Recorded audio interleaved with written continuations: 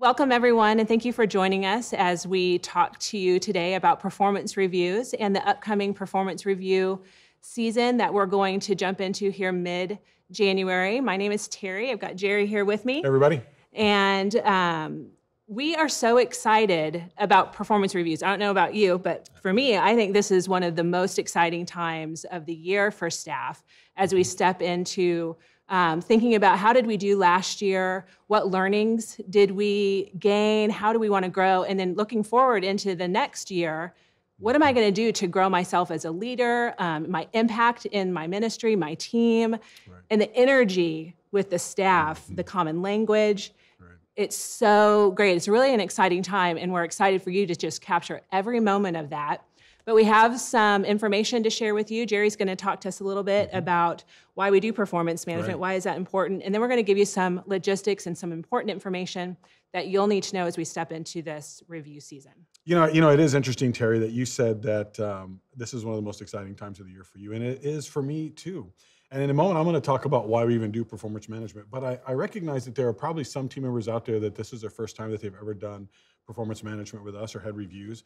And they may have this, when they think about reviews, they're going to think about maybe history they've had with other organizations or bad experiences that they've had with performance evaluations. And I would just want to say that I think that performance evaluation here and performance management is different than anywhere else. And I think it is a great opportunity for us to learn and to grow, but I promise it's going to be a life-giving experience. The reason that we do it is not to tell people how bad they are, but it's to help us get better. It's to help for you to get better, and it's to help us to get better organizationally. So for those of you that this is your first experience, I believe you'll see and find that it's a life-giving experience and that it's something that will be very beneficial for you as we all try to get better and take advantage of all the opportunities that God has for each of us as individuals. And so there's a slide that's going to come up that just talks about why performance management. Because you realize that no matter where we are, no matter how we're performing, there's always gaps. There's always places where we can actually perform better.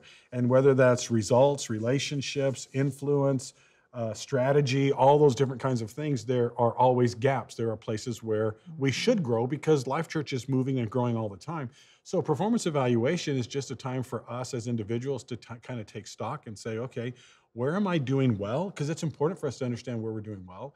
And then where can I get better? And what do those things look like? Where relationally or strategically or in a result standpoint? And so all of those things, there is a necessity. Even if we're doing great, right, there's always room for us to improve. And so that's really the whole purpose for why we do performance management, why we do reviews anyway.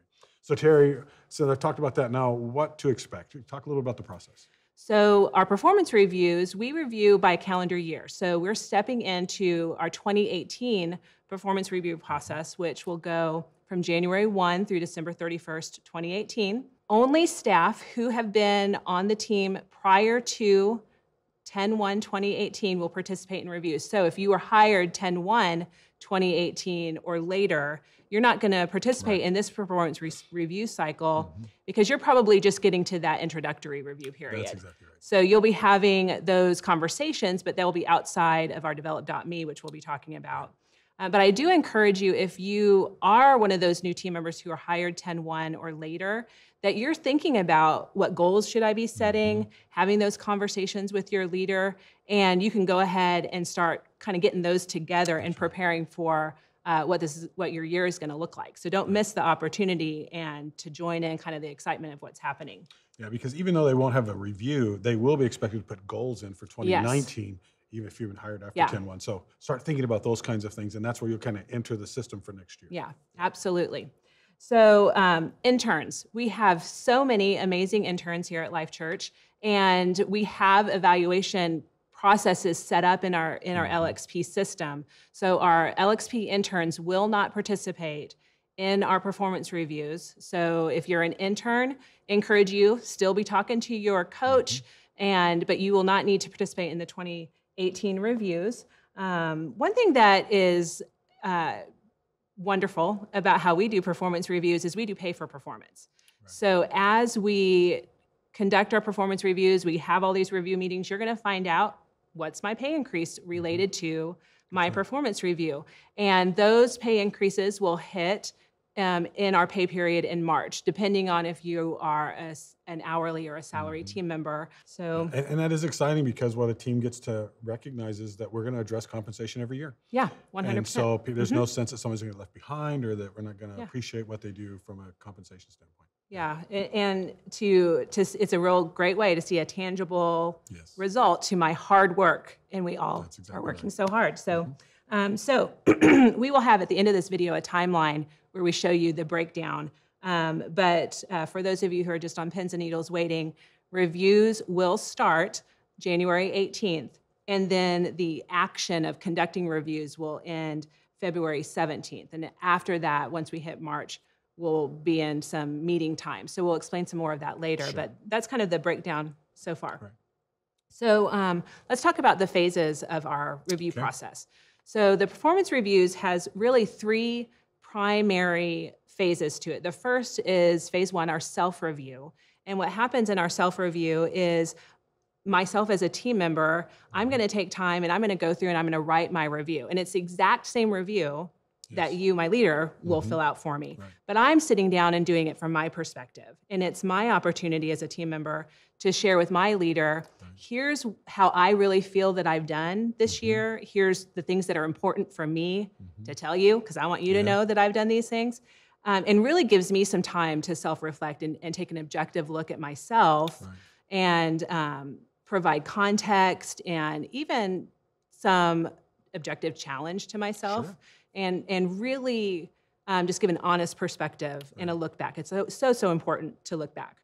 For me, this is the hardest part of the review process because it's hard to look back at yourself.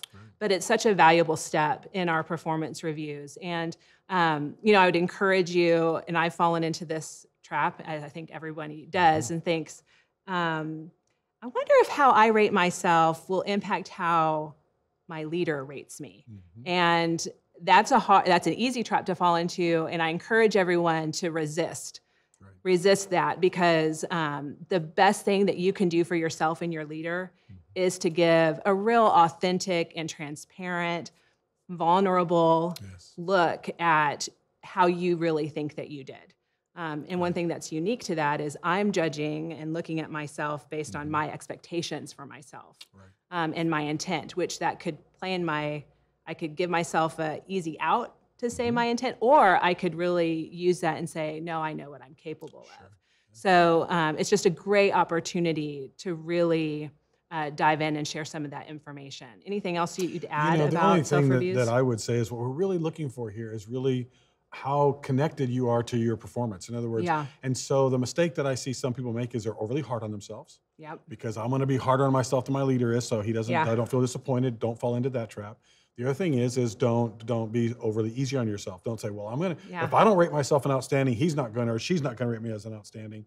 And don't fall into that trap either, because then either one of those two things, if I'm the leader looking at them and say, man, is this person really connected to how they're really doing? And that's what I'm really looking at, is I'm really looking for self-awareness and performance awareness. And so just try to be as unbiased as you can with yourself, be objective, and as you see it, go ahead and write it down, and don't be afraid to give yourself credit where credit is due. Absolutely. Don't be afraid to challenge yourself where you know challenge is due. And if you be objective in that way and just come with honesty and vulnerability and openness to that process, I think that's where you get the most out of it. And that's the key, is I want you to get the most out of it. Yeah. And what will happen at the end of phase 1 is whenever I'm finished with my self-review, I'm going to submit that, and then I'm going to schedule a meeting with my leader. And that's my responsibility to do that. And because I want to sit down with my leader, and it gives me time just to verbally process how I've rated myself, my feedback for myself. And the leader's job is really just to listen in that time. It's not a time to jump into giving your opinion, because you're going to have opportunity to do that in phase 2 and 3. So that is my favorite part, by the way. My team members bringing their self-reviews to me. That is my favorite part. I know it's their least favorite part. I know. But it is my favorite part. It is my least favorite part. But as a leader, it's my most favorite part too. But yes. So phase 2 is the second part of our review process. That's our team leader review. So a couple things happen in the leader review portion. So as the direct leader, I'm going to complete the performance review on my direct reports. if I am a dotted line leader, so most of our ministry lead pastors have a dotted line leader relationship. The dotted line leader is also going to go in and complete performance reviews on their dotted line. And I would encourage you, if you're a dotted line leader, go in and try to do those dotted line reviews as soon as possible, because that's really important information for the direct leader to have as they're stepping in to writing the review for their team member. Our leader review is the most important thing. It is the review score. So the direct leader is going to be the primary rater for the review score. But that other information from myself, from my dotted line, is so valuable. Anything that you'd add? No, leader reviews? No, just that again is just an important time for you to sit down and actually begin to write reviews and take obviously all the information that you have, including the self-review, into consideration when you're writing those. And you already explained the dotted line review. So the other thing I would say is that those are all, every review is looked at. Every review is kind of, there's a comparison to make sure that everybody's reviewing similarly. In other words, that whatever rating, you're going to talk about ratings in a minute, but that rating is consistent across organization, across teams. And we really work hard to make sure that even though we have so many different people and so many different leaders, that we work hard to make that a consistent process from just a systematic process. Yeah, so if you're a group leader or a team leader that even has several leaders underneath you, have conversations about how those are going, where reviews landing. And we also want to be consistent as we're doing our leader review, that we're thinking about the entire year. It's real easy to just think about the last quarter because that's fresh in our mind, or to think about the highs or the lows. But we are reviewing the entire calendar year, so we want to make sure that we're taking into consideration a holistic view of our team members' performance.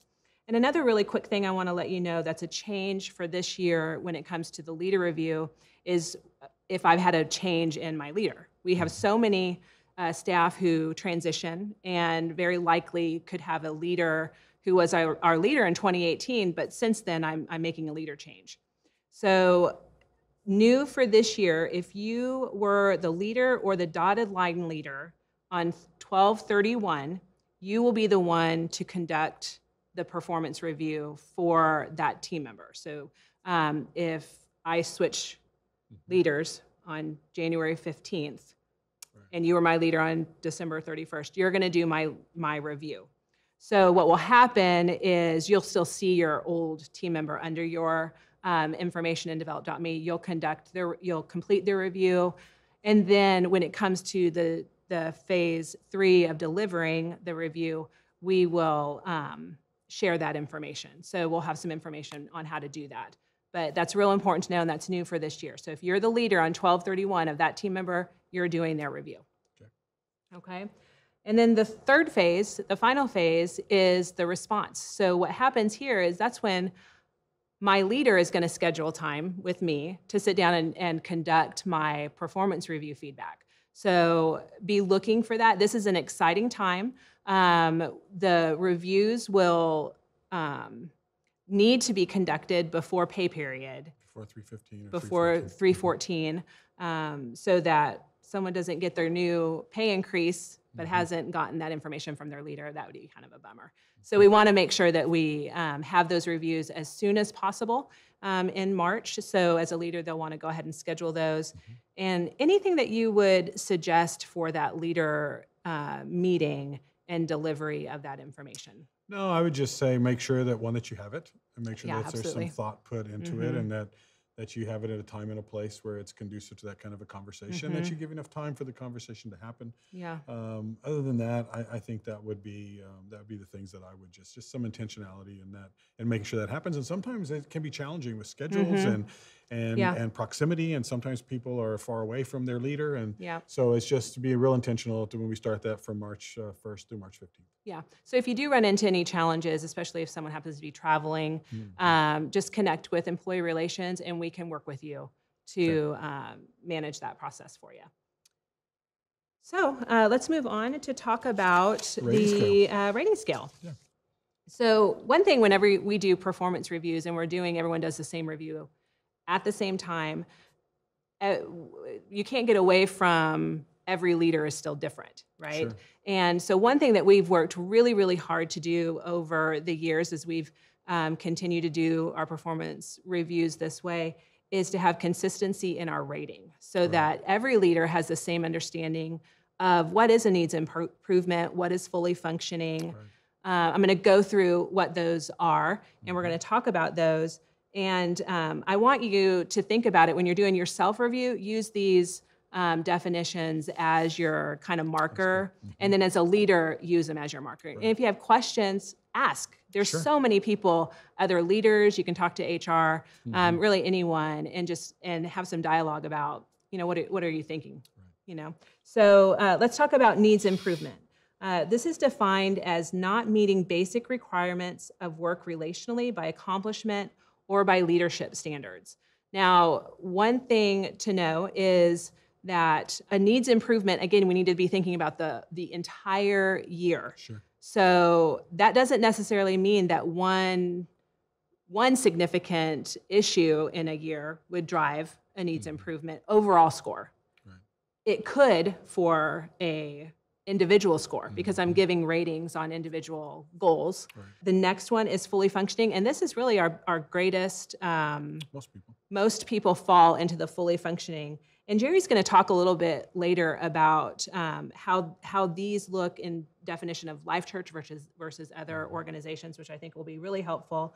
But fully functioning, this is meeting all requirements of the role and performing at an expected high level, a very solid performer and doing very well.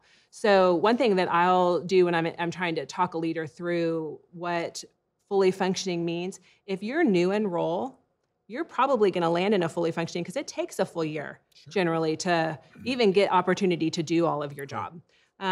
However, this is rock solid, strong performance is a fully functioning. Exceeds expectation is our next level of the rating scale. That is defined as meeting all requirements of the role, but also exceeding requirements by pushing themselves and their impact to a higher level. So if I'm exceeds expectation, I'm doing everything in my role very, very well. I'm killing it. Then I'm also going kind of above and beyond. Sure. I'm making an impact probably broader on my team. I'm owning things, and that the impact is greater. The final one is outstanding. And outstanding is defined as not only performing at a high level within their role, but impacting the entire organization and stands out when compared to others within the organization. So this is a real important designation. It should not be a surprise to other people in the organization that someone got an outstanding, according to that definition. Sure. Anything that you would add to those, or? No, I think that those are good. We have needs improvement, fully functioning, exceeds expectation, and outstanding. And there's 4 essential ratings. And so that's just, I think you've defined them relatively well.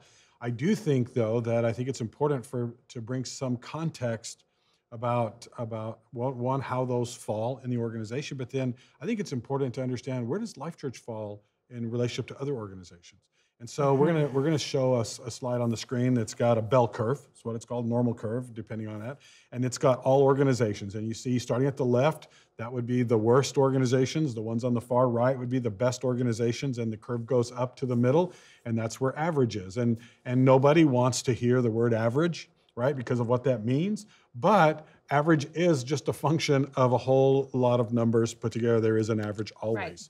And that's, I think, some of the challenge that sometimes people can have with like a fully functioning or an exceeds expectation. But so when you look at all organizations, you say, where does Life.Church fall on that normal curve? Are we one of the worst organizations? Are we kind of average as an organization, or are we among the very best? And I believe, looking at the next slide, I believe if you put Life.Church on that normal curve, Life.Church is at the very far right. Life.Church is one of the best of the best. It is a very high-performing, high-functioning organization. So it's like playing on a professional sports team, right? It's like playing for a world championship team. And so what you have to realize is every amazing team, even the best teams have stars. Even the best teams have role players. Even the best teams have people that are new on the team that are just learning the organization. And so obviously you have a rookie, or you have somebody that's coming into the prime of their career, and those different kinds of things. But you have to recognize that you are on one of the best teams in the world. And so an average, quote unquote, performer at Life.Church would be a star somewhere else. And we recognize that. So don't let that whole thing about fully functioning or throw you off a little bit, because you have to recognize that you are on a team of stars. And so it just falls to reason. So if you don't appreciate that, then how that score may make you feel one way or another that we don't really intend for you to feel. So it's just important, first of all, that you understand that Life.Church is a very high-performing organization, and to be on this team at all is an accomplishment. Yeah. And so that needs to go into your thinking and that whole thing. Now then, we can look at the other piece, the next slide that comes up, and then you can actually see the rating scale at Life.Church. You see that you've got needs improvement on the left, fully functioning, exceeds expectation, and outstanding to the right. And you've got those things, like on the fully functioning, it's just you're learning or you're lagging behind for whatever reason. Right. Sometimes that happens. You're growing would be a fully functioning in the role. You are mastering, which is what an exceeds expectation is. And then you're extending your influence beyond your role organizationally. That would be outstanding. So those are just some other ways to look at that. But it's important that you understand that context before, then you can fully appreciate and then have a really good understanding of, okay, where do I really fall in this? I mean, if I realize I'm on a team of star performers, where do I fall in that? And then it's okay for me to feel good about that. And that's at the end of the day what we want. So Terri, talk a little bit about the timeline now. We've talked a lot about the process, and hopefully people understand it a little bit better. Now let's talk about some specific timeline, and then we can wrap this up. Yeah. So the timeline, we'll start reviews January 18th. They'll go through January 24th for self-reviews. So self-reviews January 18th through the 24th. And then immediately we'll step into leader reviews January 25th through February 17th. At that point, February 18th through the 3rd of March is kind of a lockdown period for Develop.me, where HR is working on just the administrative side, behind the scenes stuff. And then we will open up reviews for that response phase March 4th. So again, that as soon as those open, then you're free to start having those leader meetings with your team member. And again, they'll hit the pay period, that first pay period in March. So we want to make sure all of those meetings have occurred before the 14th of March. Yeah. So that can be a little bit of a tight timeline. You have 10 days to actually go over a lot of different reviews. So you need to be intentional about it. Yeah, absolutely. But we can certainly make that happen. So just another key thing, I'm just going to go over it just in general. The reviews are going to start January 18th. You're going to start with that preview thing. So you're going to do your review. I'm going to schedule a time with my supervisor to have that meeting so I can tell them all the amazing things that I did that year and all the things that I'm working on. Then it goes to my leaders, then's going to write the review, and then at some point they're going to cover with me in the first week of March. That's right. Yep. All right, very good. Terri, any final thoughts? The only final thought I have, I was actually thinking about it whenever you were talking about the scale, is one thing to know, it's not just fully functioning blank one number. Oh, that's right. Our rating scale is on a scale. So there's levels of fully functioning, exceeds expectation, needs improvement, outstanding. So be really intentional as you're rating yourself, as you're a leader rating your team, to use that scale to your advantage to communicate what you need to communicate, again, to help that person set them up to be successful for the next year. Yeah. The Develop.me is a real intuitive process. Those of you that have used it, you're going to, obviously you know that, but those of you that are just entering in the process, I promise when you get in, it's going to be very intuitive. It's going to be a life-giving process, and we look forward to all of us getting better together, and that's the great thing about this. So, Terri, if there's anything else you want to add, we can sign off with whoever finds God. Finds life.